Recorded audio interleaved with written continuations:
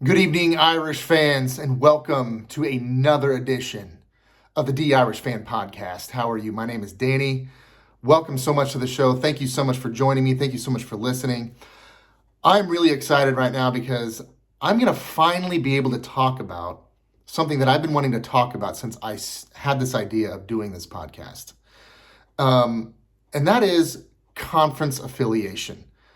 Why I want to talk about it, why I'm excited to talk about it, because if you're a Notre Dame fan, no matter where you are in this country, no matter where you are, you will get one of two reactions when you say, hey, I'm a Notre Dame fan. It is either one, hey, so am I, because who doesn't love Notre Dame? But in the event that you do meet someone who does not like Notre Dame and roots for another school, in that very unlikely scenario and very unfortunate scenario, it would probably be followed by, oh man, when's Notre Dame going to join a conference? I mean, every single person that I meet for the first time that is also a college football fan will talk to me or ask me, when's Notre Dame going to join a conference? It is, if when it comes to Notre Dame and the overall, like I've been saying it since I started this podcast, this is going to be a 30,000 foot view podcast. And when you talk about the Notre Dame football program, you cannot talk about this program without talking about the conference side, or lack thereof, I should say the independent side of Notre Dame. Why they're independent, the history of conferences. I'm going to get into all that today. I'm going to give you some stats. I'm going to give you some things that I'm sure even you Big Ten people had no idea that you had no idea about, that you even knew about your own conference. Why people love conferences in the first place. Most people who are college football fans right now, they just known it their entire lives. Well, Indiana, they're in the Big Ten. Ohio State, Michigan, they're Big Ten schools. Texas A&M and Texas and Oklahoma and Alabama, Georgia, they're all in the SEC. And it's just a given thing. It's just something, it's meat and potatoes. It's just something that you've lived with your entire life. But there's context behind all that. Notre Dame's independence, not only is it not unique, it's not rare in the history of college football. I'm going to prove that to you today. Before I get into all of that, I'm going to do two things. First, I'm going to ask you, please kindly like, share, comment, subscribe this video so that it can get out there on the YouTube algorithm. I'm still trying this whole social media thing out. I'm trying to figure it out and see how I'm going to promote this show. I'm not a troll. That's not who I am. This is going to be a clean show. I don't want trolls on my show. So I'm trying to do this in a manner in which I can promote the show, have a good, clean show without inviting all the trash. I want to take the trash out. So I'm still figuring this thing out. I still am learning on the fly. So right now, all I've got is YouTube. I need the YouTube algorithm. And if you like, share, comment, and subscribe, all those things, it helps with that. So that's the order number one. Order number two, I gotta talk really quick about some breaking news. Fairly breaking news for this podcast at least. The NCAA a couple of months ago announced that they were going to revisit the transfer portal idea. Specifically, there's two transfer portals. One at the end of the season when coaches get fired, and at the end of the season, and it was about 45 days, and then one at the end of spring in April, after everyone's spring season, and that was, I think, around 35 days. Well, they were going to revisit and getting rid of the spring transfer portal and just keep one transfer portal at the end of the season. Why is this important? Why do we need to talk about it? There's a lot of talk around college football about NIL and how it's going to work out, what it's going to look like. Is it going to destroy college football? This is a legit concern by many people, including yours truly. So it has to be talked about. It has to be sussed out. I've said it before, I'm not one of those people that just the application of paying players, just that by itself is gonna ruin college football. I don't believe that, at least not yet. The jury's still out on that. What I think is ruining college football and will ruin college football is the transfer portal. The reason why is because right now, these kids, they have no skin in the game. Whether you are a walk-on or a 5-star, you can really do whatever you want. You can go, you can commit to a school. Yeah, you can sign the national letter of intent, which I'm going to get to in just a second. But in any one of these portals, you can transfer up to 2 times without any penalization. Penalization meaning if you transfer on a penalized year, or maybe you've transferred too many times, you have to sit out a season. That's how it used to be back in the day. If you wanted to transfer to a school, you could do that. That was no problem. You could transfer anywhere you wanted in the entire country, but you had to sit out a year. Well, the transfer portal got rid of that. And the transfer portal made it so that you can transfer up to 2 times, no penalty. You can, after the spring, you don't like it, you see the writing on the wall, you're not going to start. You can transfer in the spring, get somewhere in the summer, and be the man, be the guy at whatever school you decide to transfer to. Roster continuity has been destroyed because of this concept, because of the transfer portal. Coaches need to be able to start a season, and when I say season, I mean the end of the past season and the start of the next season, which is always the second semester during weightlifting and training, and then into the spring season, and then the fall and the winter months. That's a full season.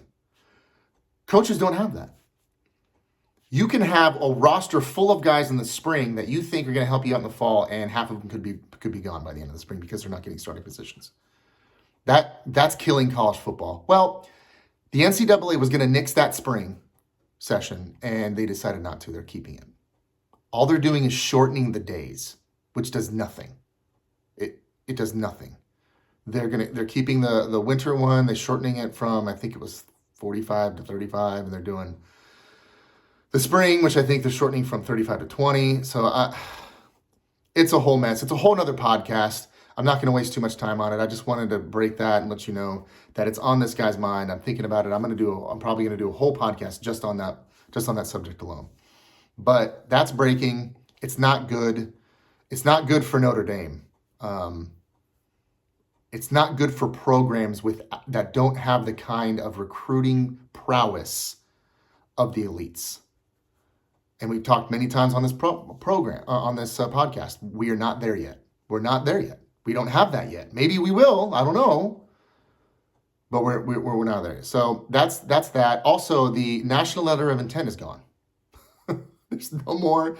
There's no such thing as a national letter of intent anymore. There is still an agreement that recruits are going to have to sign, but it's going to be more akin to a contract, a money contract. Of course, this is going to look, again, this is still subject to change. There's so much open. There's so much up in the air. We're going to see things like a player union. Guaranteed that will happen, just like the NFL Players Association. Something like that's going to develop in college. I promise you, I guarantee it. We're off to the races there, but there is no more national letter of intent. It's just going to be NIL, name, image, and likeness agreements that schools are going to sign with their student athletes. So that's the breaking news. We'll see how that affects college football going forward. Again, we're going to keep talking about this all season, and I probably will have a full podcast on just those topics. So moving forward, okay, we're getting into this. I love talking. I'm a huge history nerd, and that's okay because nerds are people too. And I research and I look at tons of all kinds of different kinds of subjects and the histories of those subjects. I like to understand things under their proper context. Sometimes that requires a person to go back and look at a thing. Where did it come from? Why did it start? How did it develop? And what does it become? And that could be anything. I mean, anything. Pick a topic. Pick a topic that is now a current institution in some way, shape, or form. Hollywood, the NFL, hockey, politics. Not that one. That one sucks. But pick a subject, and there's a history and development of those things. Well, there's a history and a development of Notre Dame football. Notre Dame football is probably most famous for two things. Football, anyway, is probably most famous for two things: winning and independence. Independence is this thing that's thrown around nowadays, especially when it refers to Notre Dame, as something that's just this dirty thing. It's like Notre Dame has this stain upon them, and this exists for not just fans of other schools and conferences.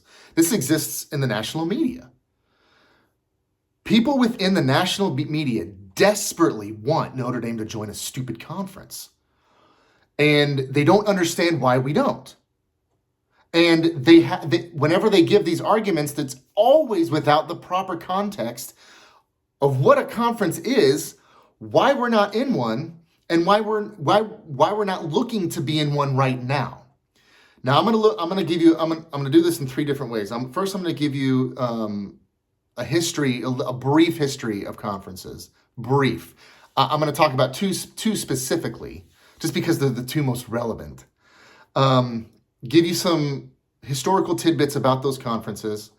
I'm going to talk about why Notre Dame shouldn't join a conference. And then I'm also going to talk about why Notre Dame should join a conference. Then I'm going to give you my decision on whether they should join the conference or not. It's going to be a little bit complicated, but I think you're going to find out a lot of things that are pretty interesting, not just about Notre Dame football, but about college football at large. Okay, so conferences, what the heck are they? Well, back in the day, college football was this crazy wild man sport. I mean, do some homework, do a little bit of research of what college football was like in the late 19th century and into the early 20th century. Let me just give you a couple of things. This is insane. What I'm about to tell you is insane. Like I said, when I did this research, I found out a lot of things that just absolutely blew my mind. Between 1880 and 1905, there were 325 deaths. You do the math on how many deaths per year that is. Imagine college football. Let's see, it's 2024, the 2024 season. Imagine college football, okay? And it was reported that since 2010, there have been 325 deaths. Imagine the hysteria, the unmitigated craziness that would ensue from something like that. It wouldn't be a sport. It'd been shut down. Guaranteed. It would cease to exist. It wouldn't be in existence. That was college football. And tens of thousands of injuries. It was a rough sport. It looked a lot more like rugby. It was this crazy mix between rugby and soccer. It was insane. It was just a crazy sport. Well, the more and more it modernized, the more and more the game started becoming more civilized, the more schools wanted to play it. Let's be honest, football's awesome because you can play it in any kind of weather. You can play it in Category 1 hurricanes like Notre Dame did stupidly in 2016 when we went 4-8, and we played at NC State in a stupid hurricane. Literally. No joke. Look it up. We played in a hurricane. And the news is going on with Hurricane Helene and Hurricane Milton in Florida, and our thoughts and prayers are with you guys. It's crazy. But you can literally play college football. You can play football, the game of football, in any kind of weather. It's a fun sport. Schools started to play it. And high schools started to play it, and it started becoming very popular. Well, Notre Dame wanted to get on the action. They, like everybody else, wanted to start playing this game called football. Well, where's Notre Dame located? Notre Dame is located in the Midwest. And if you want to talk about the Midwest, the upper Midwest. I know that's not breaking news. Nobody is surprised to hear that. But why I bring that up, why is that important? Because the more and more schools that wanted to play, well, that means the more and more travel that needed to be done. Conferences developed in order for schools to have regularly scheduled games at a variable amount of cost. I just told you, this is 1880 to 1905. The Big Ten Conference, I'm getting ahead of myself a little bit. The conferences that I'm going to talk about today are the Big Ten and the SEC conferences. Those are the only two conferences that are really relevant. I know. Sorry, Big 12. Sorry, ACC. eventually you guys are going away, whether you like it or not. It's just going to happen. And I'm going to get to that. But conferences between 1880 and 1905, but the Big Ten was not the first conference to form, but they formed with schools that were close to one another. Again, not rocket science, not breaking news. So as these schools started playing each other, the Big Ten originally formed its conference. I believe it was 1898. No, sorry. 1896 was the first year that the Big Ten Conference was formed. It was called, funny thing, it was actually called the Western Conference. Again, this is back when Western expansion was kind of wrapping up. I know states like Washington, Oregon, and California had already existed. I know I'm getting into the weeds of this history here, but you have to understand, okay?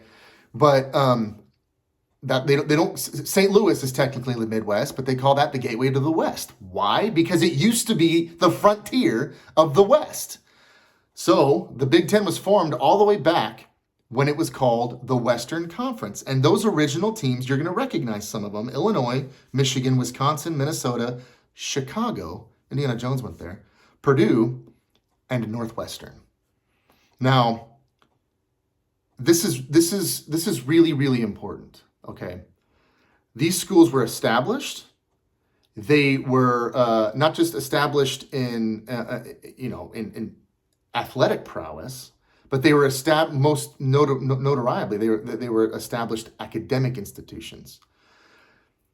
Notre Dame was just not an established institution back then, at least not yet. Back when in 1896, when all of these when this was, the University of Chicago was in the Big Ten. Yes, the University of Chicago, all the way up until 1946, I might add. Yeah, pretty unreal. But there's two reasons why Notre Dame did not get in on this action. Okay, that is one of those reasons. I'm going to leave kind of out there for fans to research. There's words that I don't want to use on this podcast because I believe they're used too much in society. And again, two reasons why Notre Dame is not in a conference, but specifically the Big Ten Conference. The first one, the word starts with an R and it ends in ism, and a coach named Fielding Yost. And I'm just gonna leave it at that. I'm gonna leave it at that. And before all you Michigan fans go nuts and say, I can't believe you would say that. He's such a good guy. I love him. He's amazing. Fielding Yost. I named my kids after him. Before you start going nuts, I'm not saying that's the main reason. I'm not even saying that's a reason. It's just a controversial reason that a lot of Notre Dame fans would mention. So I'll leave it there. The factual, definite, 100% verifiable reason why Notre Dame is not in the Big Ten Conference, long story short, they just were not an established institution by the time they started playing football and the Big Ten was formed. They came to the Big Ten, this conglomerate of schools, and was like, hey, hi, just like a kid who's waving a bunch of kids across the street playing barnyard football. Hey, I want to play. And the kids yell back, hey, okay, what's your 40 time? And they're like, oh, I don't know, I've never done that. And they're like, okay, well then come back when you have a 40 time. Same thing. Notre Dame, like the new kid on the block. By the way, they were playing Michigan and some of these other schools on a yearly basis, and they did that until they started winning these games, particularly against Michigan. And that's one of the reasons why there's this whole Fielding Yost thing, which I'm going to not talk about and leave right here. But we were nonetheless asked to be in the Big Ten Conference. Well, we were told to kick rocks. And we were told to kick rocks because we were not an established institution yet, and we certainly were not an established football program yet. This is way before national championships. This is way before the Basilica and the Golden Dome and Notre Dame Stadium and Newt Rockne. And we just did not have that reputation yet. So the Big Ten actually was like, no, but come back when you have a reputation. Now, I understand this. I totally understand it. I get why conferences did that back in the day and they do that now. If Emory comes knocking on the door of the SEC, Emory's in Atlanta, and if they come knocking on the door of the SEC and say, hey, we want to join the SEC is going to laugh in their faces. It's not going to happen. They're not going to do it. Why? Because they don't have a big enough fan base. They don't have a big enough endowment. They're a phenomenal institution. They're a great academic institution, but they don't have any athletic prowess whatsoever. Schools can't just join a conference because they want to. Those big, especially the bigger ones, are going to say no. And I understand that because you want reputation both on the field of all kinds and in the classroom.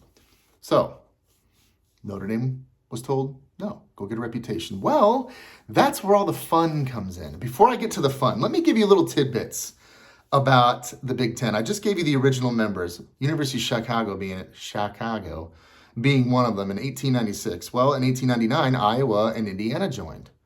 So Nebraska, what's funny, Nebraska, the Cornhuskers, which we're going to talk about them in just a minute, they asked to join in 1900 and 1911 and were denied both times. Very interesting. I thought that was fascinating. Didn't know that. They were denied both times, probably for the same reason. Go get a reputation and come back. Ohio State, the Ohio State University, I should say. I just threw up a little bit in my mouth. They joined in 1912. There was not a reference of the Big Ten. Like I said, it was started as the Western Conference. It wasn't called the Big Ten until 1916. Now you had all those members all the way up until 1946. That's a lot of time right there. And that 1946 is a very important year. Chicago left in 1946. Between those very formidable years in 1946, a lot happened. A lot of football happened. Notre Dame football happened. We were told to kick rocks, go get a reputation. Well, a reputation is exactly what Notre Dame did. There are these two guys in the lore of Notre Dame football. One of them doesn't, I think, get enough credit for his impact on the program. He never had a national championship, but he did have a couple of undefeated seasons. And he was a really good coach. You can almost, in my opinion, in this Notre Dame fan's humble opinion, you can almost give him as much credit for developing Notre Dame football as Knute Rockne. Now, almost. This guy's name is Jesse Harper. He is really the one who started this transcontinental travel with Notre Dame playing some of these other schools, particularly the national powerhouses. Notre Dame, again, told to kick rocks, go get a reputation. Reputation is what they got. How do they get that reputation? Well, now we just got to play everybody. We got to go all over the country. We got to play some of the biggest schools. A school that Ohio State would never play. We're going to go play them over in the Rose Bowl. We're going to go to this place called Yankee Stadium. And by the way, back in the day, that was a genius marketing move because the baseball, Babe Ruth, Yankee Stadium, there was no bigger marketable brand. And that's another very important thing that we'll get to. There was no more sporting marketable brand that was bigger than the New York Yankees. It's still, to this day, one of the biggest, most recognizable and well-known brands in the entire world. And it was all the way back in the day. And we were playing Army, which, by the way, was a national powerhouse, all the time in Yankee Stadium. That is how you get a reputation. Go to the Rose Bowl, play Stanford and USC, beat them. Get a reputation, and a reputation is what we got. Along comes this other very well-known, aforementioned hulking Adonis of a man, Knute Rockne. And he's the one that really starts winning national championships. He is the one that starts this thing called the standard of excellence, something that we have lost and that this guy in this podcast is trying to get back. Knute Rockne starts the Notre Dame program really as we know it. brings it into the modern era, is the one who really develops Notre Dame football into a passing offense. Notre Dame, the idea of passing the football was not a Notre Dame creation, but using it multiple times in a game to beat national powerhouses was. That was a Notre Dame creation. That is something that's very unique to Knute Rockne. He actually used that in a lot of his games. And he's the one that developed Notre Dame into a modern football program and got the reputation and won the national championships. Well, fast forward now to 1946, where not only do you have this guy named Knute Rockne winning national championships, you got this other guy named Frank Leahy laying wood on teams all over the country as an independent, and it working just fine. Like I said, conferences were developed to play close schools that had athletic and academic prowess, and so that they could do it on a budgetary, they could do it financially and maintain budgets and be able to do that. It makes sense, right? This is, again, back in the day, before plane travel, before buses, where your main forms of transportation were one of two things: horse and buggy or a train. And that was how you traveled. That was when these conferences were formed. That's how you traveled. So Notre Dame hopped on a bunch of trains and whooped a whole bunch of butt for decades. 1946 happens. Chicago leaves. University of Chicago is like, we're out, deuces. We're gonna be an academic institution. You guys have fun on the field. And all the other Big Ten members are like, all right, peace. Who's coming with me? Who's coming with me? Just like Jerry Maguire. So first, they go knock on Notre Dame's door. Hey, remember that one time that you came and asked to be a part of our conference and we told you no? Well, now you have that reputation and you have 6 national championships and 2 legendary coaches to go with it, and a pretty good academic school too. Not to mention the preeminent and most famous Catholic institution, perhaps in the entire world. Why don't you come on over? You know, we can suck all of that life out of you, and we'll keep it ourselves. And very politely, Notre Dame said, I'm good. We're good.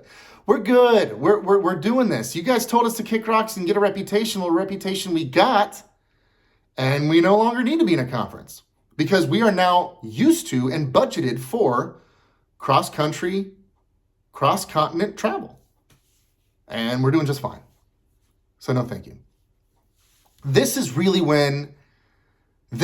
right here is when the controversy with Notre Dame being an independent, and we'll get to the ridiculousness of this. This is when it starts, because the Big Ten got pissed. They were like, oh, hell no. We're the Big Ten. You don't say no to us. No way. Okay, fine. We're going to let this school called Michigan State in. And they let Michigan State in. And that's when Michigan State became a member of the Big Ten in 1946. When we told the Big Ten to politely go kick rocks, we're good.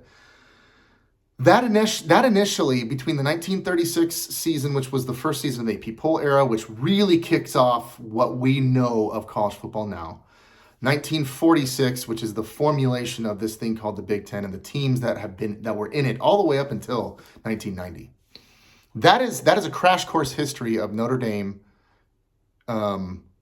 potentially joining the Big Ten and then saying no, being told no, and then Notre Dame saying no. And that was, again, for almost the entire 20th century. The Big Ten, every once in a while, the Big Ten would get antsy, would try to put the screws on Notre Dame joining a conference. Notre Dame would go out there, win a national championship, and prove to everybody that they didn't need to be one. They didn't have to be in one. They didn't have to be in a conference because they were doing it alone. Now, if this pisses you off, try imagine this scenario. Let's say you go to let's say you go to business school, okay? And after business school, you want to work at GE, or you want to work at Apple or Microsoft or Walmart, and you want to be an executive. And you go apply for one of those jobs. And they go, how much experience do you have? And you're like, none. I have zero. I just got out of school, actually. But I'm really smart. I'm a hard worker and a really tough back, and I'll sweep the floors if I have to. And then those really important, big global conglomerates politely tell you to go kick rocks, to which you are then, well, I got to make my own reputation. I got to do it. It's all on me. I got to do it myself. Well, you decide to start your own company and you create widgets. And these widgets are something that everybody wants. And everybody buys these. You become a multi-billionaire and you take 2 decades to make this widget company and widget factory. And now IBM, GE, Microsoft, they're asking you to come work for them. Or they're asking you to buy your company at a fraction of the price of what you think it actually is worth. You're going to say the same thing that Notre Dame did. You're going to say, sorry, go pound sand. We don't, I'm doing it. You told me to do it myself. I did it myself. I'm doing really well, and I don't have to rely on you in order to be successful. That would probably piss some of those companies off. But you know what? That is a very American ideal. That is what Notre Dame did. That's all they did. That's why Notre Dame is not in a conference. If you want to sum it all up in a couple of sentences, that's it. And I feel like most Americans, most people listening to this podcast should be able to empathize and understand that. Okay, so that's that. The SEC. Let's give a little history, a little background on the SEC. Started in 1932, known as the Southern Conference. We're getting really creative with these names. The Western Conference, the Southern Conference. Excuse me. Original members. Sawants. I don't even know how to say this. I don't even know where this school is. I saw who this original member was, and I'm like, I'm not even going to look this name up. I don't even think it's a school anymore. Sawants, Georgia Tech, Tulane, Bama, Auburn, Florida, Georgia, Kentucky, LSU, Ole Miss, Mississippi State, Tennessee, and Vandy. A lot of those schools you would definitely recognize. Sawants, whatever the heck that school is. I'm never going to say that name again. Never saying it again. That school went bye-bye a long time ago. Georgia Tech, they actually were an independent for some time before they ended up joining the ACC. Tulane was a member of the SEC. And not just a member of the SEC, they won the SEC a couple of years. Yeah, go figure. That's pretty amazing. The SEC was formed in 1932. In 1935, they were actually the first conference to legalize athletic scholarships. That was a pretty interesting tidbit that I didn't understand, that I didn't know before. Why am I giving you all of this? Because there's this thing now. These are the original members, and a lot of these original members have been with these conferences since their formulation. They're still there. And this is very important because the conferences were started by these members, and they revolve around these members. It's very important to understand this when you're talking about conference affiliation, conference expansion, at least how it has existed in the last 20 years. The schools that have joined, and now Notre Dame being asked to join on a yearly basis. When's Notre Dame going to join a conference? When's Notre Dame going to join a conference? This is a constant thing, and that's why I'm talking about it. Let's talk about why, first, Notre Dame should not join a conference. And there's some pretty good reasons. Before I do that, let me give a little bit of context to independence. All right. Independence is not a unique thing. It's not a unique thing to Notre Dame. It's not a unique thing to college football. There's 3 independents right now. The other ones are UMass, schools nobody cares about. But there's a lot of schools that you know of as a college football fan that actually have national championships as independents.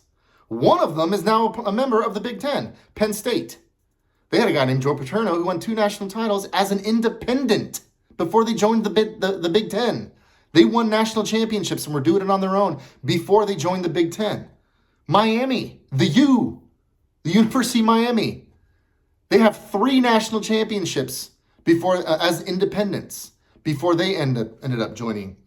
Well, back then it was the Big East. Then they quit that, and now they're a member of the ACC. You want to know who?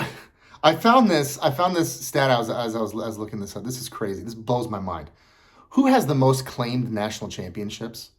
And when I say claimed, I mean the school themselves and the NCAA recognizes them as national championships. Well, it's Bama, right? Alabama, 18. Wrong-o. It's actually Princeton. With 28. Like, they have way more claimed national championships than the second most, which is Alabama at 18. It's nuts. I didn't know that. Now, when you're talking about AP era and after national championships, well, then that would be Alabama, and actually right behind them would be Notre Dame. But that blew my mind. That absolutely blew my mind. I didn't know that. I mean, they haven't won one since 1950.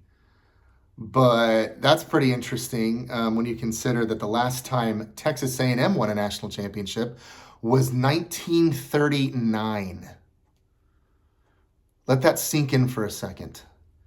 Princeton has the most claimed national championships at a whopping 28, and they have a national championship in between Texas A&M's last national championship.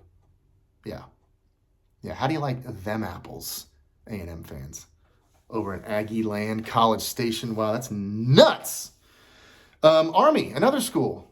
Yeah, the Academy, Army. They have 3 national championships as an independent. Other schools. BYU, Pitt, Syracuse, Texas A&M, TCU, Georgia Tech. It's not a novel concept. It's not a novel idea. People have been independent, and or schools have been independent, and there's been a lot of independence over the course of the 20th century. The only reason why there's so much controversy around Notre Dame is because they told the Big Ten to go kick rocks, and the Big Ten is not going to be told no. That's why there's so much controversy around Notre Dame, and none of these other schools get any crap for it, or got any crap for it, because they didn't tell the Big Ten to go pound sand.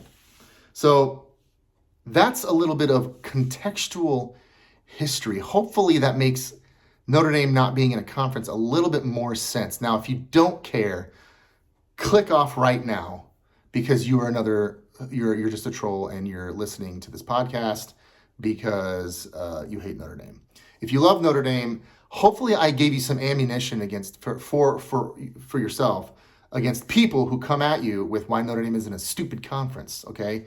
Refer them to the D Irish Fan podcast on this podcast right now, because that I'm giving to you right now, because I'm laying it down. I'm laying down some wood. Why should Notre Dame not be in a conference? There are a plethora of reasons. All the aforementioned ones. Being an independent is pretty cool. You can make your own schedule. You can play whomever you want. You can play wherever you want. And whenever you want. How many times do you hear that? Oh, I'll play you anytime, any place, anywhere. I mean, you hear that in movies, pop culture, all the time. Well, we can actually do it. Okay? If you're in a conference, you don't have that luxury. Well, we get to play Michigan and New Post State and Michigan State every year. Yeah, great. You're locked into the same schools every single year. Now, that's cool. That develops rivalries, and you want that. I like that. But there's not much freedom to be able to go play a random school that you don't normally play every once in a while. That can create this thing called new rivalries. That's something that's I've been wanting to play, get back into certain rivalries, teams that we don't really play that much, teams like Nebraska or even Alabama in the regular season, and not have to play them in a bowl game or in the postseason and get smoked like we did in 2020 against Alabama. Anyway, we can do that. We have that affordability, and I'm not saying just because you're in a conference that you can't play, that you don't have non-conference games or you can't schedule those, but it's a lot harder. And you have shared revenue. Notre Dame doesn't have to do that, at least not fully, not yet. We're gonna get to that. That's pretty cool. Again, that's an American ideal. I just gave you the real life individual scenario of why that is. Being an independent, doing it on your own and succeeding is a pretty cool thing. Notre Dame did that. They're still doing it. So you want to boil that down to money. Okay, fine. Money. It's not the number one reason, but it's a big reason why Notre Dame shouldn't join a conference, because they don't have to share. I know. That's so evil. Ugh, so evil. Oh, okay. All the evilness going on. I don't have to give very many more reasons why they shouldn't have to be in a conference, but I'm going to give two more. And they're actually going to come in the form of schools. First one, Penn State. Penn State, like I said, was an independent before they joined the Big Ten. And they were a national powerhouse. I mean, the year before they joined the Big Ten, 1992, the Snow Bowl, baby, it's one of the most legendary college football games ever played. You know, Paterno had them as a national independent program, and they were doing very well. Money is the reason why they ended up joining the Big Ten. They thought that they were given assurances. Join the Big Ten and we'll make it worth your while, essentially. Lots of going into it. I'm not going to go fully into that. That's not what I'm doing. But they joined the Big Ten because they thought that it would increase the national prowess of their program. That's what people do. People make decisions that would most benefit them. Notre Dame made their decision, and it was being independent. Penn State made their decision, and it was joining the Big Ten. Now, Penn State, since joining the Big Ten, let me ask you, if you're a Penn State fan, how has that worked out for you? How many national championships do you have? It'd be 0. How many Big Ten titles do you have? It'd be 2. How many protected rivalries do you have? That'd be 0. See, in the last 20 years, the Big Ten has wanted to establish itself as not just a national powerhouse when it comes to conferences, but a brand, a global conglomerate, an entity of itself, not just a conglomeration of schools, but an entity all by itself. And expanding helps them do that. Getting more notable schools helps the Big Ten way more than it does these universities. Way more. But as a part of an agreement of, hey, we're going to ask you to join the Big Ten, and if you do, we're going to give you protected rivalry. Guess who didn't have any protected rivalries? Guess who doesn't have any protected rivalries? Why is this important? Penn State. College football is nothing without nostalgia. Nostalgia does not exist if you do not have rivalries. No rivalries, no college football. Penn State, they have rivals, of course. Do they have protected ones? What I mean by that is if the Big Ten gets 3 more schools from God knows where, Penn State's going to have to play those 3 schools, and they're not going to be able to play the traditional teams that they normally play. Ohio State, Michigan, Wisconsin, so on and so forth. Well, they don't have any of those protections.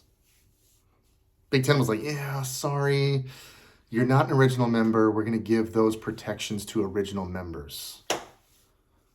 Yeah, that's great. Good for you. Good for you, Big Ten and Penn State. Long story short, you didn't have, it hasn't, here, let me ask the question. Has joining the Big Ten, 1993, has that garnered you more notoriety than the previous 40 years as being an independent? Are you better off in the Big Ten than you were before? I know I'm a Notre Dame fan. I actually really respect the Penn State program. One of the few Big Ten programs I do respect. I think State College is awesome. I think Beaver Stadium is amazing. It's one of the few that are over 100,000. They've got a rabid fan base. They are a global brand themselves. That's a school that I would love to play on a yearly basis. Penn State. I would much rather play Penn State than Michigan. It doesn't look like it's really been great the last 30 years. At least it hasn't catapulted you in the way that I think you thought it would when you joined.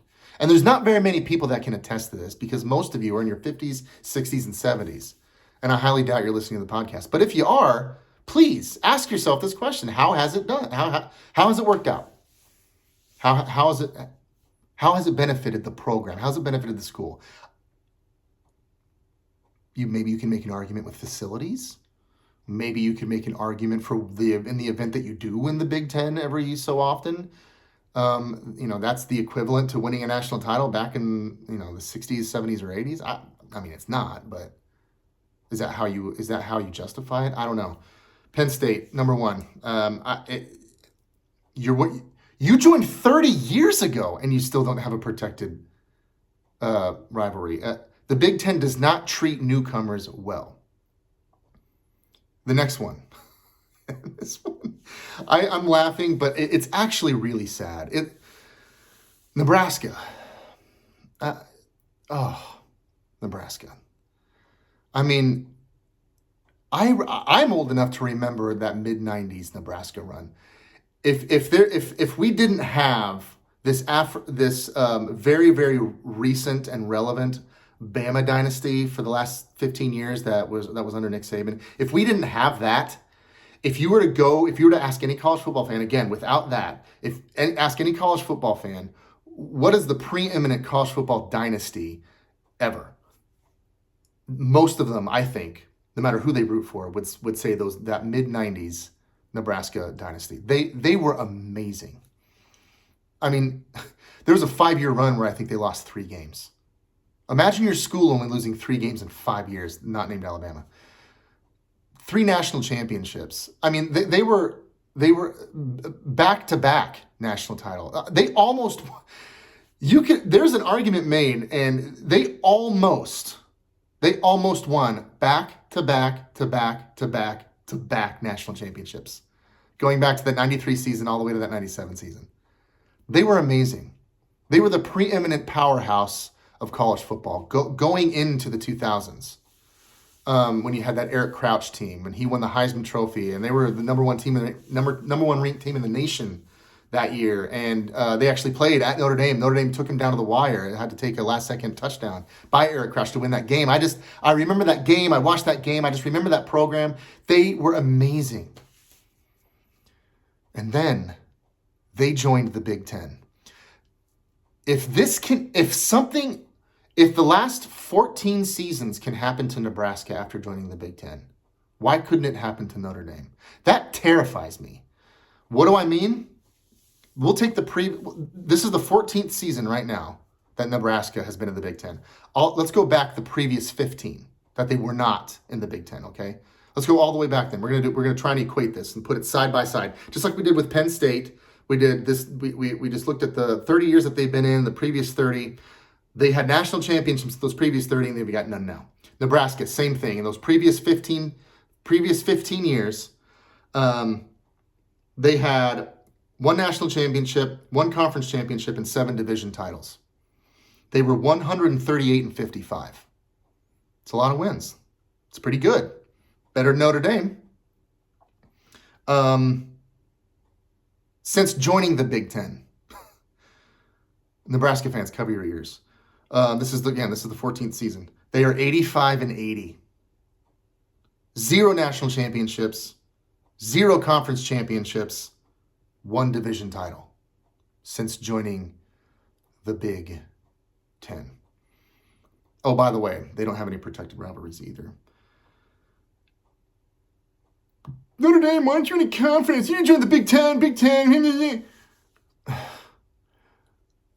You look at these 2 national programs, at one point in time, national powerhouse programs, and it has not worked out well, specifically Nebraska.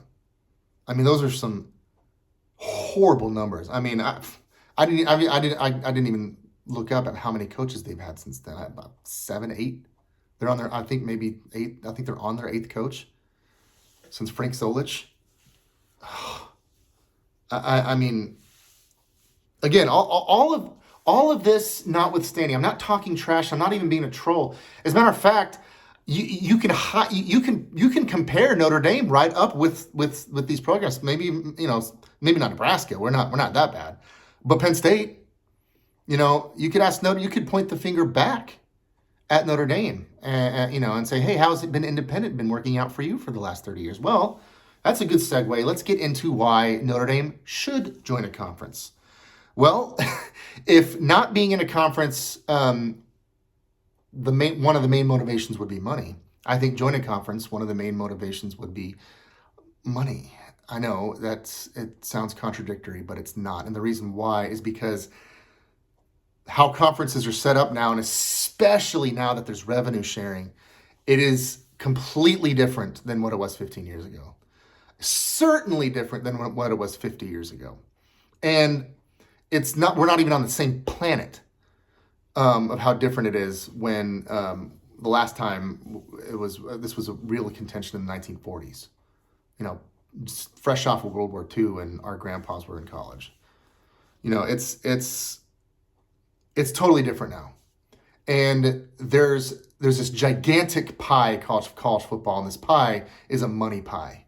And everyone is gonna want to get their slice. Well, the first ones at the table are going to be the conferences. I'm just sorry. That's how it's built now. That's how it is. The conferences, again, I gave you the context and the history of these conferences, and it really was about convenience. It was more about these schools are close to one another. That was really the main. Now, these conferences are animals in and of themselves. They're global conglomerates. They're brands themselves that need to be fed. And the only way that's going to do that is if they continue to eat. What I mean eat is eat schools. Now, this can be beneficial to some of these schools. They're all negotiating contracts well into the hundreds of millions of dollars. Notre Dame is also negotiating contracts of their own in the $100 million. I think was their latest contract with NBC, and I think it was the same number roughly. I don't know the numbers. Again, I apologize for that, but we just re-signed our NBC contract. We just signed our apparel contract, and again, there's no revenue sharing there. That's all our money. We're a partial member with the ACC, so our other programs, baseball, basketball, football, soccer, all that stuff, there is revenue sharing there, but we get way more of that money than we would have to do with the ACC, because again, we're still technically a football independent. So it's hard to see where this is all going in the future. And what I want is for Notre Dame, when they join a conference, and I'm kind of getting ahead of myself, but you want Notre Dame to join here's the thing, Notre Dame fans, listen to me, hear me out before you turn me off, because I know this is, a lot of you are gonna be like, no, how dare you? You're a Notre Dame fan, you should never want to be in a conference. You should always be pining for independence. Look,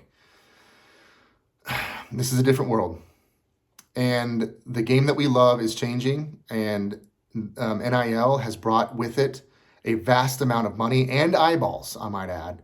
The game has never been more popular. I mean, I think it is, in this country at least, I think it has surpassed the NFL. If it hasn't, man, it's getting close. I mean, the NFL better start sweating. Not that it needs to, because the NFL, they're on different days. I mean, if you love football, you get to watch them on Saturday and then watch your NFL team on Sunday. So it's not like they're sharing money. There's the college football money and there's the NFL money, and it's all comes from idiots like us. And there's a lot of it. And eventually there's going to be too much to say no to. And you better believe the Big Ten wants this brand, this Notre Dame brand. They've been wanting it since ever since we were told to kick rocks. They've been wanting Notre Dame to be in the conference. They've been wanting Notre Dame to be in this conference, and because it elevates them. That's what I was trying to tell you, Penn State, and you, Nebraska. You elevated the Big Ten, but they didn't elevate you. If and when we join a conference, it needs to be the Big Ten elevating Notre Dame. Now, here is the main reason why joining a conference would make sense, because I think eventually the rules are going to go towards, if you're not in a conference, you can't compete for a national championship. You can't be in the playoff. I mean, they want to do that, but Notre Dame is still that global brand to where they still can't say no. They can't say no, but they're this close to saying no. Once the NIL dollars start flowing, once all this stuff starts kicking off, and there's a players association formed, and some of these rules are more ironed out, and we get something more akin to the NFL. Once that happens, they're going to make it. Look, you want to go to the playoff, win your conference or win a division or whatever, and that's the direction we're going. Unfortunately, Notre Dame fans, I'm sorry to tell you, and that's kind of gonna. I just gave you the reasons why they shouldn't join a conference, the reason why they should, which is money and being able to compete for a national championship. And again, my opinion, and we'll get into what I think that's going to happen. My opinion is I think they will join a conference. And the reason why is the aforementioned. The main one is they're going to eventually make it to where Notre Dame cannot compete for a national championship or play in the playoff unless they're in the Big Ten or a conference. Just pick a conference. It's going to be the Big Ten. I know there's a lot of Irish fans out there that would disagree with this. There's a lot of Irish media that cover the team who disagree with this. I am not an insider. I do not have insight. I don't have Peep of Aqua on speed dial. I don't go to press conferences and ask questions to coaches and to administration. But I'm a person out in the wild who has their ear to the proverbial ground of college football, and it's all leading. The storm coming our way is a conference because of the winning thing, because of the being able to compete thing. That's why. Not the money. It's it's going to be a reason, but it's not going to be the reason. The reason is going to be we're going to be forced to join the conference in order to compete. There's a lot of different scenarios. Maybe we just full blown join the ACC. I don't see that happening because the ACC is on the rocks as it is.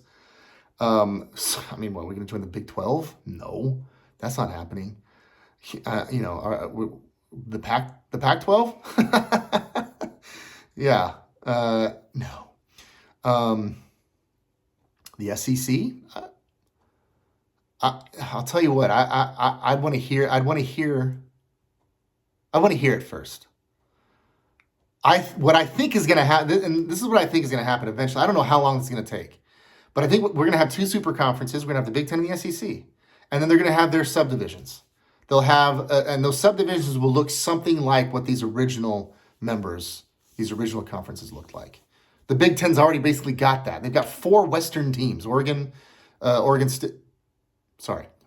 Stanford, Washington. Wow.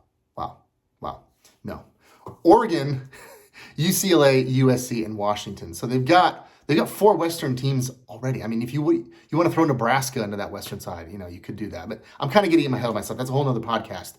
But that's where I see college football going. That's where I see the conferences going. I see them eventually conglomerizing, and there being 2 massive conferences, 2 relevant conferences. Is why I talked about their history. It's why I brought them up in the original members. They will always be kind to those original members until college football looks something like it used to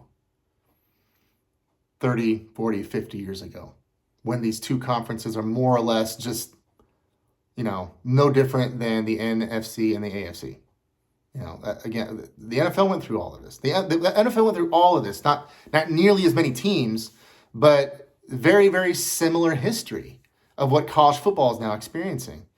And what we have on this modern football game, particularly with the NFL, you have what was the NFC, the old NFL, and the AFC, the American Football League, the AFL, and they merged. I won't get into that history, but you all know that history. And I think what college football the same thing is going to happen, which means Notre Dame will eventually be in a conference. It's just a matter of time. And the one, honestly, if they were to join a conference, the one that just makes the most sense is the Big Ten. Most of their traditional rivals are in it, especially now that USC is in it. it I know a lot of you I know a lot of people don't want to hear that, but that's just my opinion.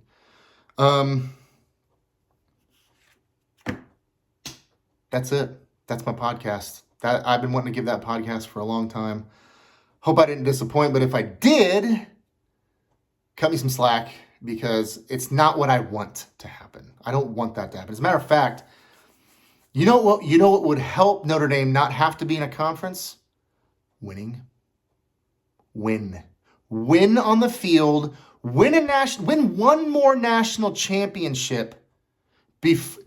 I'll tell you what, if you win a national championship in the next 3 years, you will either have the staying power to tell the NCAA or whoever decides, or the Big Ten or the SEC, whoever decides to come a knocking, if they tell you, look, you're not going to be able to compete for national championships unless you join, well, then you'll be able to name your price if you are that national global brand again. I mean, you're still the brand, but with the winning, you'll be able to name your price.